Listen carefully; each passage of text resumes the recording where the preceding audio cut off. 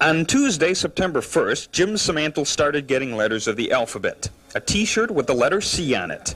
On Wednesday, the letter O on his lawn. On Thursday, a plant with the letter N. On Friday, 8 envelopes containing the letter G. On Saturday, an ad in the paper. It said, Jim Samantle, are you expecting this? On Sunday, 96 letter A's taped to his car. Aha! Someone is spelling congratulations, but why? His birthday is in November, and he didn't have any anniversaries coming up, or did he? On Labor Day, a Gulf T arrived. Tuesday, U taped to his drawing board. Wednesday, a box containing the L. Thursday, A taped to every telephone pole between his home and office.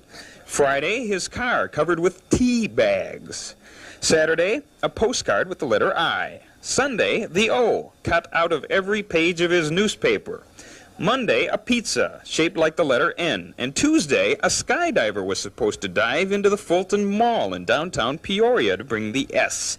But the wind was too strong. A surprise party was waiting there for Jim. 1 year ago today, he opened his advertising agency. 3 employees were behind the 15 days of congratulations.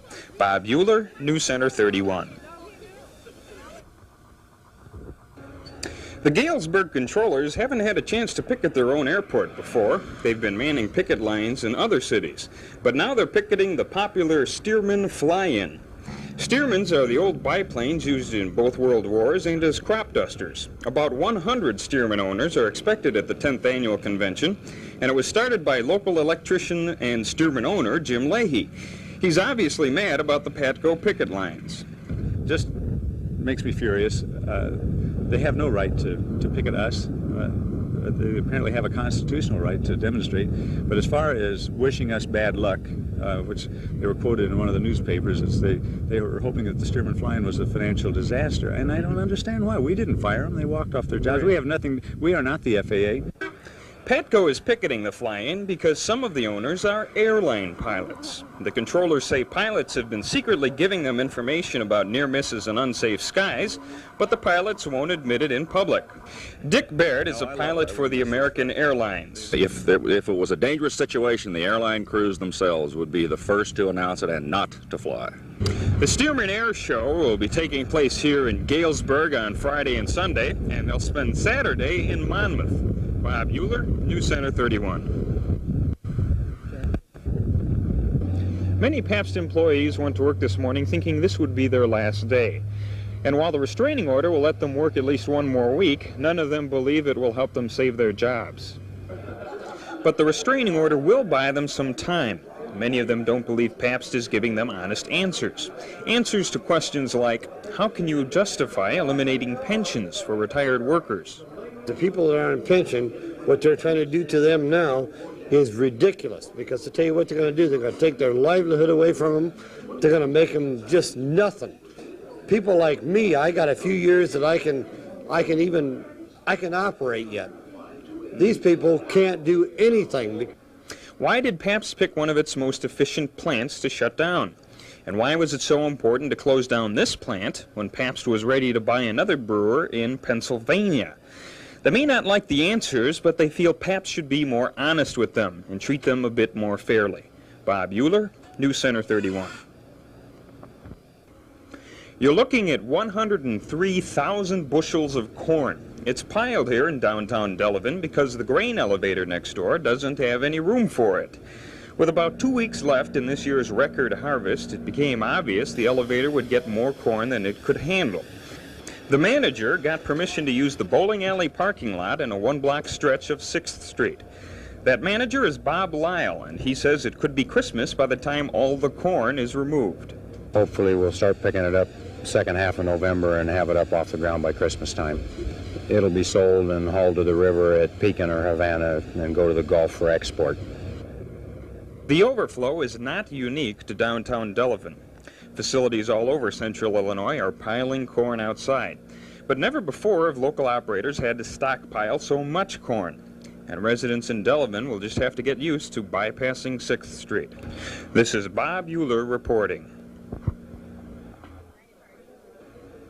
As more and more people get old, social workers are sometimes faced with people who have sharp minds but are devastated by health problems.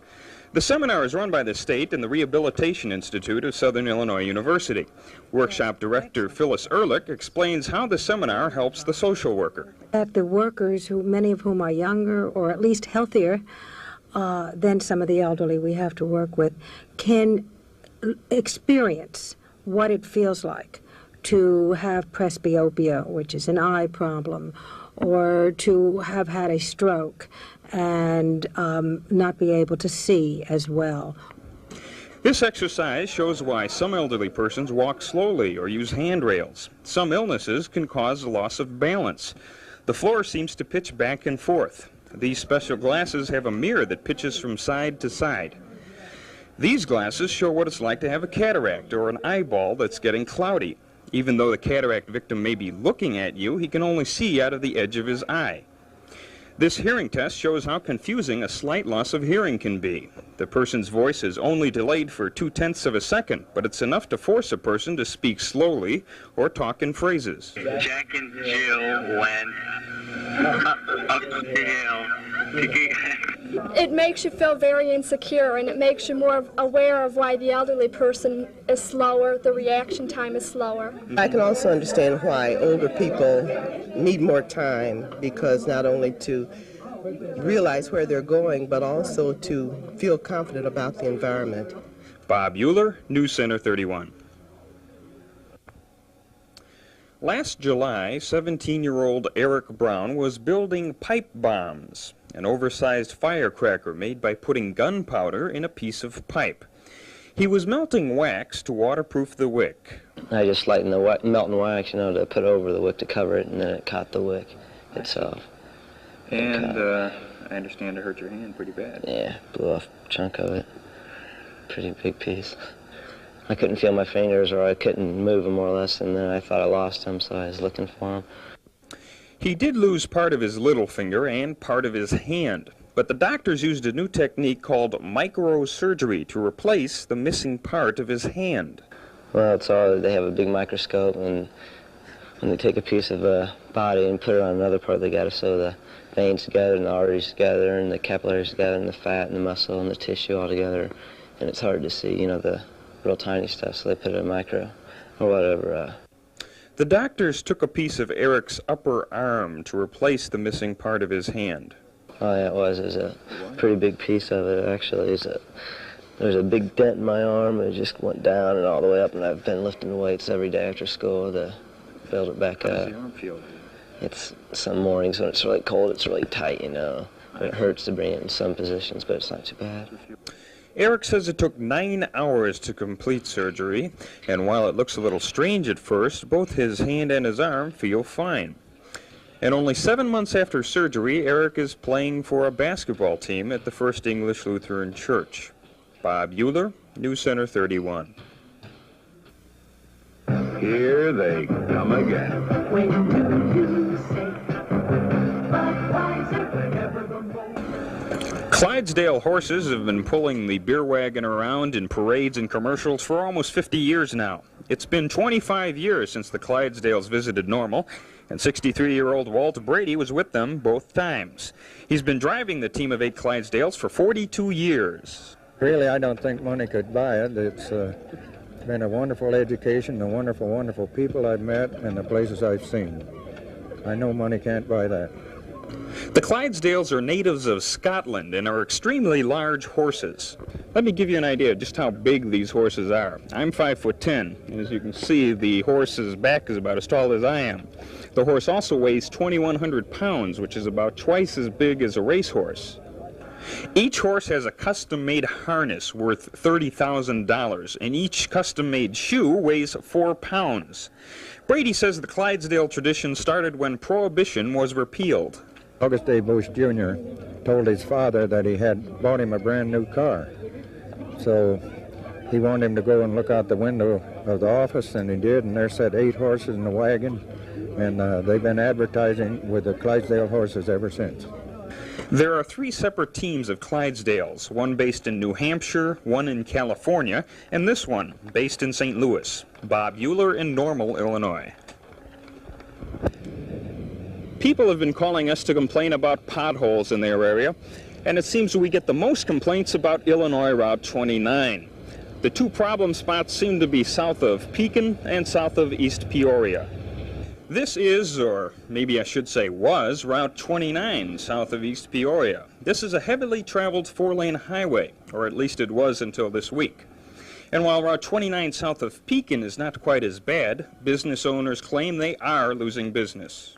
Well, how much? Well, we think anywhere from 20 to 40%, because they just don't want to travel down on these roads, and they even tell us that, you know, they'd like to come down and do business with us, but they don't want to travel on these roads. He says they have tried to get the State Department of Transportation to repair the road. We have several times contacted them, and they keep telling us, well, we will when it dries up or when the weather gets better and all this. And I understand they can't put, you know, anything on here to repair these when there's water in them, but this is not just this year. This has been like this for 5 years since I've been in the area. This liquor store owner claims he is losing $200 a day, and he'd also like us to believe he has to chase people away from swimming in front of his place. This fellow spent the day picking up scrap metal along the road, old mufflers and hubcaps. The State Department of Transportation is already over budget because of all the snow removal this winter, and that usually means that they can't repair as many roads this summer. This is Bob Uhlar reporting from East Peoria. This is Illinois Route 29, just south of East Peoria. Until about a week ago, this was a heavily traveled four-lane highway. But during the last 2 weeks, the potholes have turned into craters. And while this is the worst spot, a 6-mile stretch of this road is in terrible shape. Some businessmen south of Pekin claim they are losing money. We think anywhere from 20 to 40%, because they just don't want to travel down on these roads, and they even tell us that, you know, they'd like to come down and do business with us, but they don't want to travel on these roads. I understand they can't put, you know, anything on here to repair these when there's water in them, but this is not just this year. This has been like this for 5 years since I've been in the area. For the last few weeks, this liquor store owner claims he is losing $200 a day, $500 on weekends. And he would like us to believe that he has to chase swimmers away from some of these potholes. This entrepreneur spent a day collecting scrap metal. It looks to me like I got a little bit of everything. I got mufflers and tailpipes, and a piece of sheet metal there, and I don't know how many hubcaps. My word, must be at least a dozen I got down below all this scrap there. The irony in all of this is the Illinois Department of Transportation is already over budget from plowing all the snow and ice this winter. And that usually means the department can't repair as many roads this summer. Bob Uhlar, CBS News, Peoria. Most of the airlines don't know how much money they're losing yet, but United says it's losing $4 million a day. The Chicago Association of Commerce and Industry estimates the Chicago area airlines alone are losing $20 million a day. Some airlines in Chicago are asking employees to take time off without pay to help ease the losses. Braniff Airlines announced it has to lay off 1,500 pilots. The most ironic thing about these losses are the flights that are flying half empty. Yesterday we run a 47% load factor system-wide of the flights we operated. Now we're operating about 70% of our schedule. But of that 70%, we still had 53% of our seats empty. The airlines now have new schedules based on strike capacity. A local travel agent agrees. You can go wherever you want to go. What we have to do, though, is every day call the airline to see what flights are going, what flights have been canceled, and then make sure our people are on flights that are traveling. Patco officials claim that nationally, the 3 airlines suffering the most are Braniff, Pan Am, and TWA. Bob Uhlar, News Center 31. It's a phrase that school children hate and homemakers love. It's back to school day.